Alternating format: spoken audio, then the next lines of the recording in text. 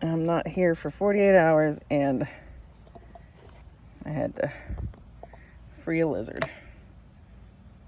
I had so many expectations set up for this drive, for this inaugural drive of my van life.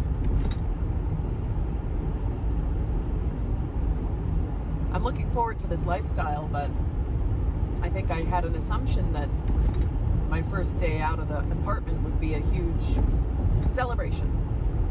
But in reality, my mom's in the hospital in a lot of pain. I just got the van back from a mechanic who basically said this van isn't worth repairing. And I'm rushing with the crowds to get home for Thanksgiving, and with all the snowbirds heading south to Florida from the Midwest. A lot of non-optimal conditions on this first road trip. But that's life, isn't it? If you're telling yourself the story that if you get to a certain point, then you'll be happy. When I graduate, then I'll be happy. When I get in my van, then I'll be happy. When I get a new job, then I'll be happy. Once I figure out this health scare, then I'll be happy. Part of the reason I set myself up for van life is because I enjoy driving. And here I am, I'm driving. And although I don't get to have the super fun journey that I was hoping for, I do have one stop that I absolutely insist on making on my way down to Florida. And I can't wait to share it with you. All right, everybody, I've been on the road for, 4.5 hours now.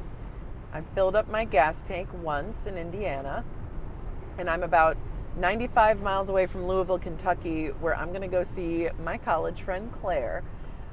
I am feeling very fortunate because she canceled plans for her evening because I'm driving through, and she's going to pick up some takeout, and we're going to meet at her place, and I'm going to meet her dog, and I'm really excited about all of that. And I haven't seen her since college, so this lifestyle is already, pretty pleasing. Well, I am in a very cute neighborhood in Louisville and walking up to my friend's house. I have a feeling I might ask to sleep over, but we'll see. Have to take a video of you dancing. I'm sorry, I can't stop. Well, I hope that I'm allowed to put this in a YouTube video. Yeah, absolutely, no problem. I really don't care.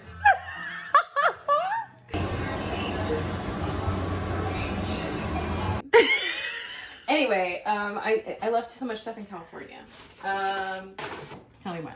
Okay, Kentucky fossils. Okay, so these are all Kentucky fossils. They're mostly different corals and plant things from the Devonian period. And then this one, except for this is actually a section from Brown Butte in California that's like some petrified palm trees. And then this is mostly agate and fossils that were turned into crystal or agate. So there's like some fossilized parts and some crystal parts. Also Kentucky. And then this is the main stuff. Different collections of things from different places. This is brown agate. This is root beer agate, which is like the coolest thing ever. Daisy and I almost got bitten by a rattlesnake, but it's like the color of root beer. And it's from a particular beach in Santa Barbara, California. So it's different than the brown one. These are from the copper mine, so they're traces of malachite. We got serpentine. We got red jasper. Oh, these are like some really nice slices with like agate. These are Kentucky agate. Yeah, these are all just like sea agate, like things from the beach. Oh, this is a variety of things. These are petrified wood. This is from Jade Cove. It's like fake jade. Oh, this is bloodstone. It's from a particular place in California, Gem Hill. These are random things. Well, I am about to really enjoy myself. Welcome to my rocks. This is the extra special stuff. So some tiny pieces of jade from Jade Cove that I collected in California in Big Sur. These are from the Rocky Mountain National Park. My mom stole these for me. Shh. I think this is amber. I don't know what it is. This is like a piece of something I found in the desert that I think might be turquoise. And then there's some of the special things from the copper mine, some red jasper, and my favorite tiny piece of agate. Ooh. The special box. The special box. Tiny box. This bowl was made by Claire in 1997. And she was in 2nd grade. Oh, I am so grateful for the opportunity to re-meet my college friend.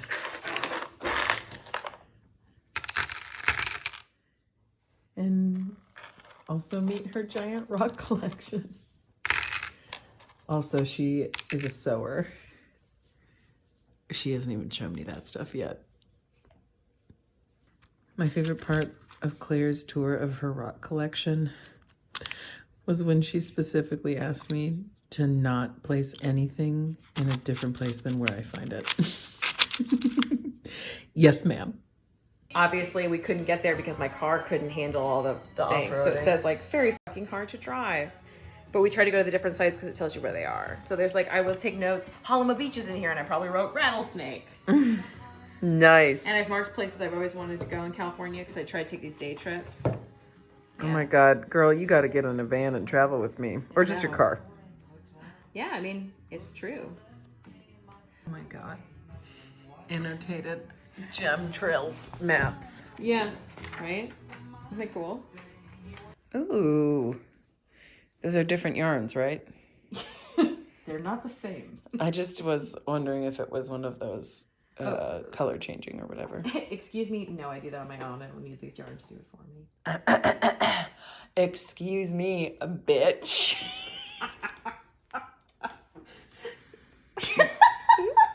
Whoa, hanky sewing action. No, I volunteered at a repair cafe where people repaired things for the community for free. Oh, that's And awesome. there were what I called the fiber witches. Yeah. And they were always separate from the other repairers, fixers, I guess. Were they like mending things? Were they? Yeah, they were mending things. That's also onion. So, Whoa. and this is plain before it was dyed, so I'm like saving it to dye. But this one's super pretty. Look how pretty all the different colors are because the way I did it. So it's got really light indigo, and then it's got other iron colors. You got any plans for these? Not yet. I'm finishing this really boring crop top. It's taking like years. But I do have this, which I hide behind here because it's a good place to store it, and it is my swatch board that I've been working on for months. For your dies. My dolls. Claire. Obviously, it's gotten beat up in the process. Pokeberry, hard to keep color fast, but you can see like black walnut and walnut, black walnut and iron, black walnut. Whoa. Yeah. Goldenrod's a new one I did. Look at the difference between goldenrod and iron. It's very different. Very saddened. Very saddened. Pokeberries is like losing its color with time, which is what you kind of expect from berries. So anyway, I hope that one day it's full. Hey, Daisy. She's deaf. Oh, well. We're going to take this very beautiful road called Eastern Parkway. It has like hills, and there's actually a walkway in the middle of it. And when Daisy and I used to walk farther distances, we would walk down there and walk this, like, you'll see, it's very pretty. God lives in that house. Oh, also there's a sex offender somewhere right around here. I don't know which house though. Because you've checked your registry. Yeah, I have. It's likely going to take us right into The apocalypse. Yes. And we can drive down through Old Louisville, where Millionaire's Row is. And you'll see a lot of the giant Victorians. And then we'll drive back through the like cool areas that are not as beautiful. How's that? Oh my gosh, this is like a full-on like tornado of leaves. That's what I'm saying. Well, there was a wind advisory. Soda every day. I feel like this building is full-on Southern architecture. Yes. And then like this building is full-on Chicago architecture. Yeah, you're totally right. The speed school is a really important engineering school. That's like really hard to get into. Yeah, it's the Speed Art Museum. Mm-hmm. Tales from the Turf. Kind of boring. Ooh, a modern wing or? That's a new building, yeah. It was closed for 3 years before they reopened it for renovation. I worked there like right before. All right, so we're in Old Louisville, so you're going to start seeing a lot of houses that are big and old. A lot of them are not taken care of. Yeah. My friend Rich told me a story that he once dated somebody who bought 2 mansions here under like a renovation clause or something and got a bunch of tax incentives to renovate them and then instead just lived like a king instead. See, like, that house has a bunch of, like, beautiful things and then graffiti on the inside of the windows. Like, there's just, like, Oh, yeah. these, like, houses that are... The willow trees are crazy. Because I haven't let her off leash, really, since she got hit by a car. Because, you know, she lost her privileges. Yeah, right? Yeah. Man, cities are so interesting. When there was a point in time when there was a ton of wealth, things were built to last, and then the wealth leaves, and these things still last. Yeah, that's true. I mean, look how big these houses are. There are tons of these, like, just really big single residence houses. Yeah, they're both gigantic and like townhomes. You know, like no yards, just lots of square footage. Because it really is a mixture of Midwestern and Southern. Yes. Oh my God, look at those. French facades, the brick backing. So we're gonna drive down Main, and then we're gonna drive back on Market. Okay. And we'll go through Newloo, and then come back through Butchertown, and you'll see, you know, some variety. Actually, this is a good loop because it's gonna take us right to Bagels. Excellent. Destination Bagels.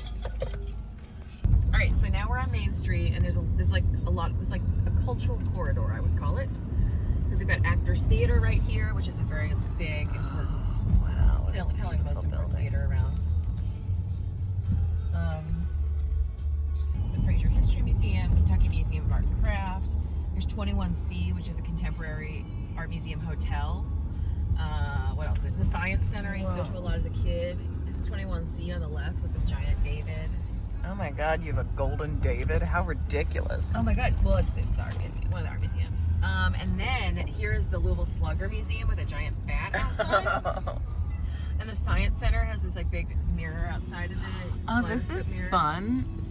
Yeah. It's a destroyed facade, but it's destroyed in a creative way. I'll Yeah, they take it. preserve a lot of this stuff. So here's the Louisville Slugger Museum where we actually produce the bats. And then there's this giant baseball up here going through a window. Did I miss it? I must have missed it. But here, I'll take you on a walk so you can see. We also have the other largest bat in the world hanging on this building. Interstate flyovers.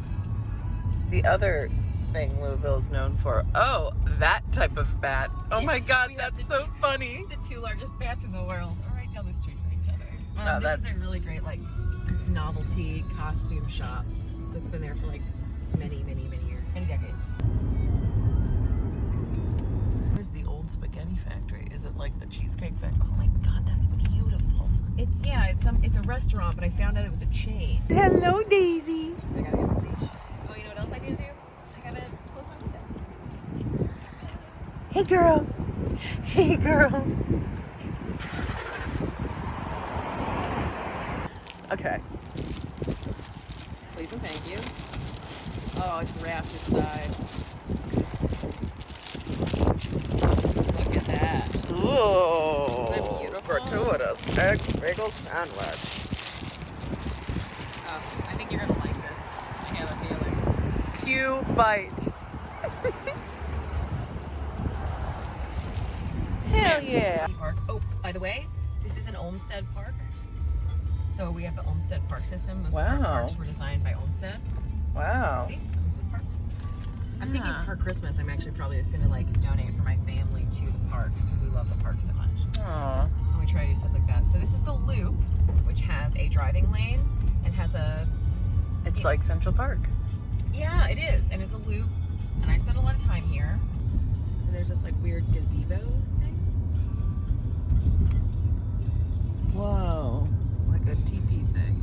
Yes. And I have encountered recently, because I will walk when not a lot of other people are, like during a weekday or something, and I encounter deer that like startle me because they're like sitting next to the trail somewhere. That's so cool. So here's an Enid Yandel sculpture of Pan. Oh my gosh. This fountain. Pretty cool. Live kind of in town, but they have a ton of llamas on his farm, like in town. But something happened where a bunch of their llamas were murdered overnight by an unknown creature. Whoa. And everybody, yeah, it is by the zoo, but it's like in town basically. And people are like, what did this? Because llamas are, isn't that lovely? Yeah. Oh my gosh, it's a T-Rex. I'm on the road to Nashville. I don't know if I'm going to meet up with my friend there, but I do know I'm going to go see the attraction I've been waiting to see since I was in high school. This is an impressive downtown vista. It's getting very, very, yeah, so this is downtown. So this is the government side of downtown, really. That's our, like, city hall. Beautiful art deco. That's where we have gay pride every year. And, like, Lizzo or whatever was here, like, going crazy. Parthenon was it was just like a shitty, you know, it wasn't supposed to be a permanent building. It was like Right, wooden. it was plaster, yeah. Yeah, so they had to, like, it's been redone many times. It's crazy that the downtown skyline has, like, tripled since I moved here. This whole, like, faux downtown area called the Gulch, which we'll go to in a second, which just see how absurd it is. You'll see in a second. Oh my god, I'm so excited. It was Epcot for its time, you know? It was like Right, yeah. World of Nations, like the they had- Olympics of technology. But during segregation, when swimming pools were supposed to be integrated, Nashville was like, there was a big like riot here that happened, and Martin Luther King was actually involved.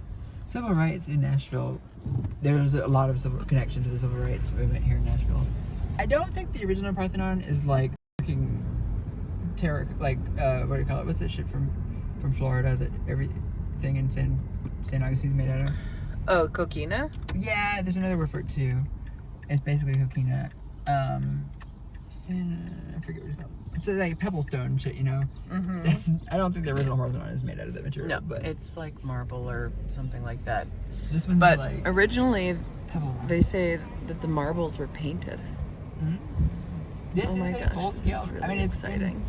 I don't think I'm so the real excited. Parthenon is in this good shape. Welcome to the Parthenon in Nashville, Tennessee. It was built in 1897 for the World's Fair, which is like hosting the Olympics of technology.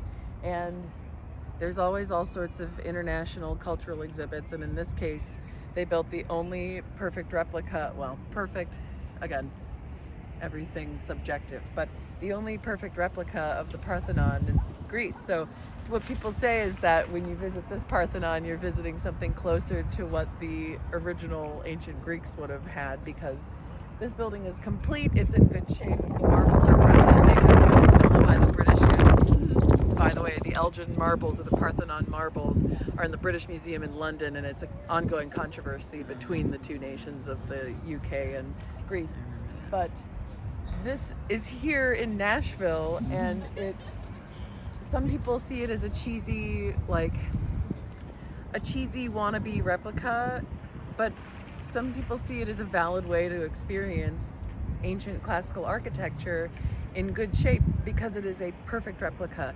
And the coolest thing about it is that, just like the original Parthenon, the architecture, the shapes of the building, the shapes of the columns and things like that, they have the appearance of being perfect shapes, perfect rectangles, perfect lines and everything, but it's all an optical illusion, where if you were to look at the marbles, the statues in the triangle pediment straight on, they would look totally out of proportion and weirdly shaped, because they're meant to be looked at from the floor looking up.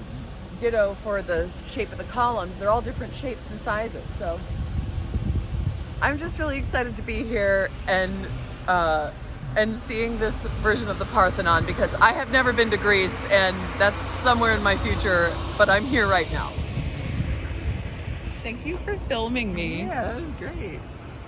So this material is not the same material that was used in the ancient Parthenon, but it's a material that's local to Nashville, so it makes sense that it was built out of that. And I don't know about you, but I think it's a cool example of using local materials to replace or replicate something elsewhere. They're not trying to be exactly like the original Parthenon in every way. They're building a replica in Nashville. There's a good reason why this is the only full-scale replica in the world of the Parthenon, and it's because the United States and Americans see themselves as a continuation of the original democracy, which is ancient Greece. And that's why in Washington, D.C., which is the capital of the country, most of the government buildings are in a neoclassical style, meaning neo, new, and classical, like the classical ancient Greeks.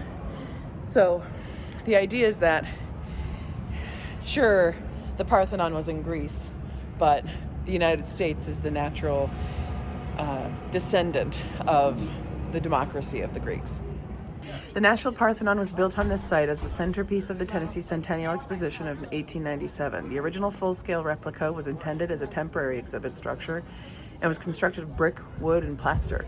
The building quickly endeared itself to all Nashvillians, who protested plans for the building's demolition at the close of the centennial celebration. The original building stood until 1921, at which time the city of Nashville began the reconstruction of the worn structure, this time with permanent materials. This building was completed in 1931. The Parthenon in Athens, Greece, was built in the 5th century BC to house the 42-foot-tall statue of Athena, goddess of wisdom and benevolent protector of Athens.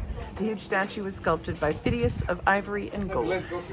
Nashville's Parthenon, the world's only full-scale replica of the original, existed for 93 years without the central figure of Athena. On May 20th, 1990, Nashville's Athena Parthenos was unveiled. The statue was made possible through the efforts of citizens of Nashville and the world who contributed generously to the Athena Fund Foundation under the guidance and leadership of Anne Friedrich Roos, founder. Thank you, Anne Friedrich Roos. They have casts of the remnants of the original Parthenon, the Elgin or Parthenon marbles that are in the British Museum in London. I love this display here. The raking cornice is here. It rakes out. The pediment is the triangle. The flat cornice is flat. Mutules and gutte are the features of this underneath the cornice. The Doric frieze with triglyphs and metopes is this shapes in these sculptures. There's a roof. I don't know what the antefix is. It's probably this guy right here. The architrave is this slab, and then the columns hold it up, and they're in the Doric style rather than Corinthian or Ionic. And I think that this display is really great because it's like it's okay to touch it, but what I'm thinking is like, where's the braille? There needs to be braille. It is for the I guess it is the braille. Well, you can't use it. Maybe it's meant to be with a tour guide or something. Probably.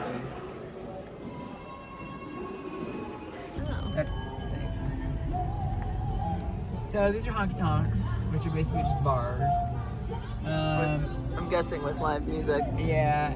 And then you got like shitty like chain, like Margaritaville and shit. I'm not gonna stop. That's a whole new wing of downtown. Oh, I want you to see, it's up here. Our beautiful symphony. We have one of the best symphonies in the country. They win more Grammys. And you'd understand why we do, because we do a lot of studio recording and stuff, you know?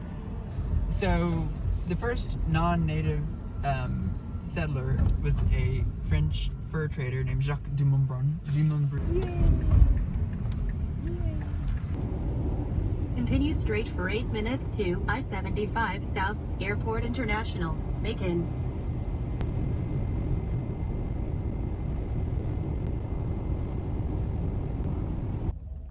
Well, y'all, it's about midnight. I'm at a rest stop in southern Georgia, and I did not expect my first night in this van to be at a rest stop in southern Georgia. But here I am, and even with the van completely overloaded, I am in the hammock and definitely about to sleep. Nothing's covering the windows. I'm amongst a bunch of other people probably sleeping. And I'm hopefully just going to get a few hours of sleep, wake up, and beat the Thanksgiving morning traffic tomorrow morning. Went to sleep around 12:30, woke up at around 6:30. Cold, so cold. And didn't put the sleeping bag on. Obviously, that was a mistake. But I slept okay. And I'm going to get back right on the road. Maybe get home by noon on Thanksgiving. I'm just gonna get rolling. It's too cold to stay put. Getting on the interstate in Unadilla. I pulled on, accidentally hit my overdrive switch. Didn't know what that meant. Saw my RPMs way high and pulled off and used the excuse to get some gas. Sunset's beautiful. It's 44 degrees out and I was that cold. That's a good lesson. It's supposedly not getting that cold in Florida for the next week, which is nice. I'll probably be sleeping in my parents' tiny little prefab home for the first couple nights till I can empty this guy out, visit my mom a little. My first night's sleep in the minivan. So actually, I guess it feels kind of good. How exciting. The roads are pretty empty. It's Thanksgiving Day, 6:50 a.m. And I'm near the Florida-Georgia line. So let's get to it. What's that flag? I don't know.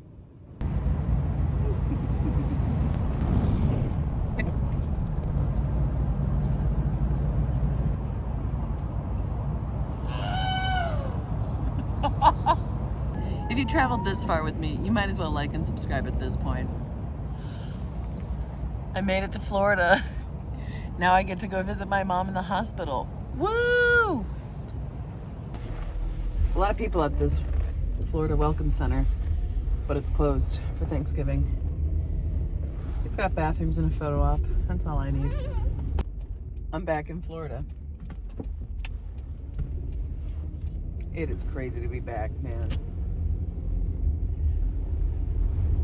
When I lived in Chicago and people asked me where I was from, and I said Florida, people would always say, "Oh, why'd you leave?" And I eventually learned the correct answer is, "Why don't you move to Florida?" Yeah, anybody who wants to live in Florida is living there. Let me tell you. When I left Florida, I was so happy to be gone. I didn't like that you needed a car to get around. I didn't like how conservative it was in Florida. I didn't like that you can't really go outside in the summer. That's not true, but you gotta observe siesta culture. And I just wanted to experience something different. I wanted to live in a city with public transit. And I didn't want to live in New York or LA. LA's too much like Orlando. It's even got Disney and Universal. So I moved to Chicago. My parents are from Detroit. I identified with the Midwest a little bit. And it worked out great. I love Chicago. And I was, and I am, very happy in Chicago. So it's a little crazy to be back here for the winter.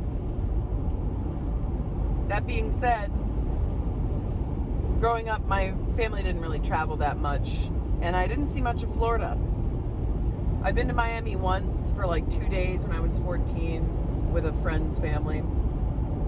I've been to Key West once this past spring on a retirement cruise with my dad. I've never been to Tallahassee. I've never been to the Panhandle. And there's a lot about Florida that I'm excited to see for the first time.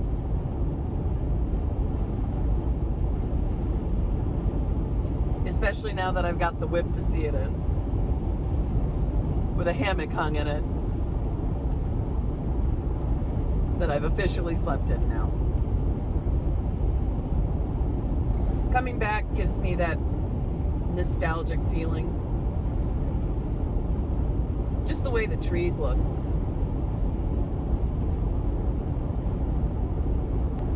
It feels like coming home.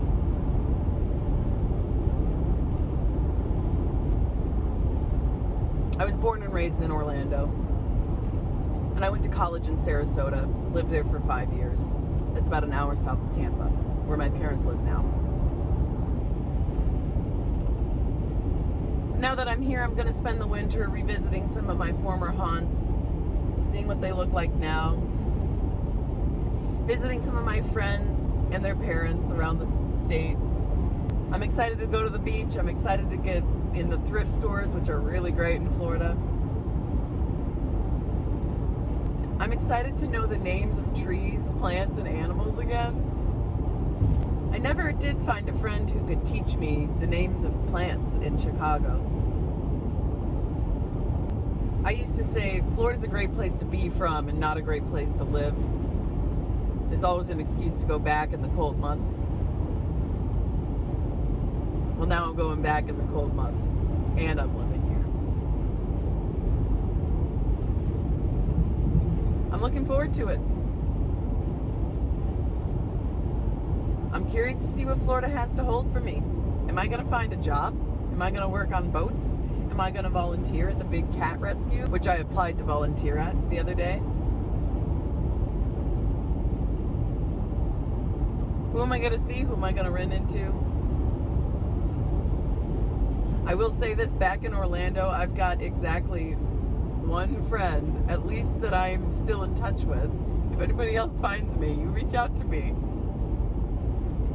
But that one friend happens to work at Universal Studios, and she already offered me a comp ticket, like a free entrance, which is really kind because you only get a certain number of comp tickets every year. So, you know I'm going to be taking you to Universal Studios and to Harry Potter Land. I'm also excited to go back to Disney. I grew up in Orlando, right in between Universal, Disney, and SeaWorld. Really in the middle of the theme parks. And I spent a lot of my teenage years being a dirtbag and doing drugs at the Disney resorts. So I have a pretty good understanding of what's available to do for free at Disney. And I'm going to take you to do that too. My friend's mom does work there. So I might reach out to her and ask the favor of coming and letting me in. But I also just like the idea of spending a whole day bumming around the free parts of Disney and showing you what that's like and how to do it. If you'd like to follow me on these adventures, feel free to subscribe now and hit the notification icon, the little bell on the corner, so that you get notified when my videos come out. Now that I've officially entered Florida, it's still like 4.5 hours home.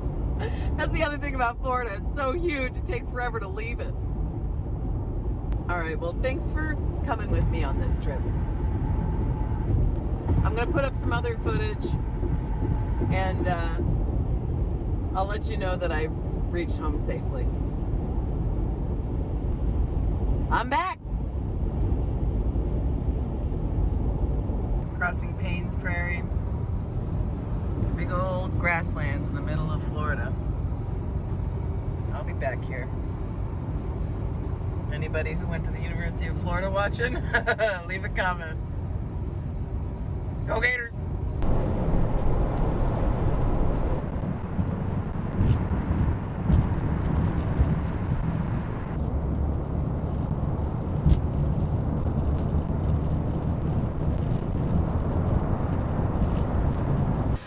Wave it to everybody.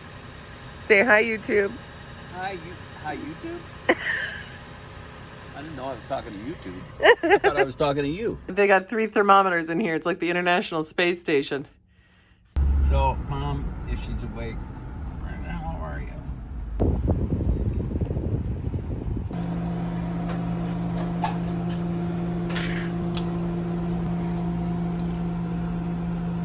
Ready? All right, we're taking these animals out. Everybody ready? Lead the way. Come on, come on. Come on, Sam. Come on. No, Sammy. Come on with Dad. Come on with your dad's self. Come on with your dad's self. Come on. Come on. Maggie's very patient. Yes. Oh, she likes walking with her cat. Come on. Hear that bird? Dad, Mom. I mean, Dad, Mom.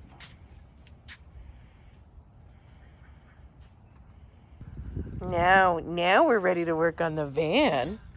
Yeah, she says, now I consecrate the van. Here's what's still in here so far. I'm gonna keep I'm gonna keep unloading things. Bartender, my mother's in the hospital. And worse, she's getting out today.